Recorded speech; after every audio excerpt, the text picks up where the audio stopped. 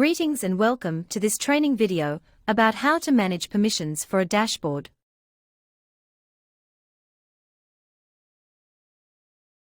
There are two ways to do it. The first one is when you create a new dashboard. So let's start with that. So click on Add a new dashboard and just give it a name. Let's say Contacts Dashboard.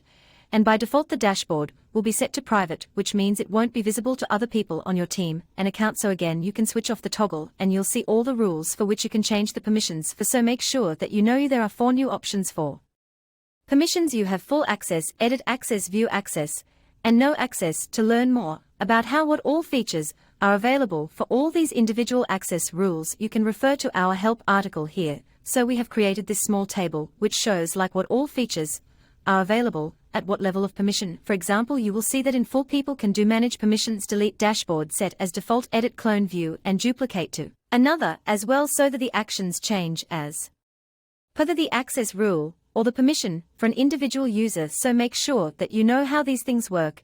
And going back to our dashboard, so I can change it to, let's say, view, and also that the permissions will automatically change depending on the hierarchy of the rules. For example, let's say that I make this edit for account user, I change it to edit, so we'll see it automatically update the above rules to edit as well. So this follows a hierarchy, so it will automatically change it as per the changes you make it here, so you don't have to worry about any conflicting issues with the permissions. So I'll do it to full, I'll change it to full, I'll change this to edit, and I'll keep the account user's view, and I can click on confirm, so it'll create a new dashboard for me with those settings. Now the second way to manage permissions is how do you manage permissions for an existing dashboards. So in order to do that, all you need to do is go to that dashboard and click on the 3-dot menu, and you can click on manage permissions, and you'll see that pop up again, so you can make the changes as required, and you can click on save. Now there's one difference on how the permission works depending on the rules. So there are 2 main cases. The first one is the agency view and the second one is the account view. So these options will change as per these 2 views. So I'll quickly go back to a help document and just to show you how the views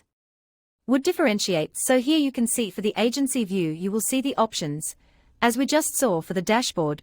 Because I was in an agency, I was using an agency account user's email ID. So I'll be able to change the permissions for the agency user, account admin, and account user, because we want to give proper control for agency people to give permissions. But let's suppose an account admin or an account user created a dashboard, right? So for the end user, you wanted to keep this view as minimal as possible so that they only see the options which matter to them. So, and you also wanted to hide any uses of the word agency for them so that it doesn't create any conflict. So for example, if anyone from an account goes on to create or manage a permission, they'll see this view. So you'll see the only difference here it is that only they'll be able to see the account admins and account users, so they can change it. So they can change the permissions for account admins, they can change the permissions for account users, and you'll also see that we have mentioned it here that in this case agency admins and agency users will always have full access to the dashboards created by account admins or users except private dashboards. So by that I mean that if they have not enabled this private dashboard, so by default all the agency admins and agency users will get full access to any dashboards created either by an account admin or an account user. So you can take a look, you can take a look at this dashboard is at this help article to get a better understanding of how permissions work. We have explained how each level works, we have explained how different actions perform on different access rules, we have also explained different rules and restrictions which we have on the permissions, and we have also explained the different views for both the roles as well. We have also explained how the hierarchy works, which I just showed you on the dashboard, and also we have given a small step-by-step guide on how to update and manage permissions for the dashboards. So I hope that helped. Thank you.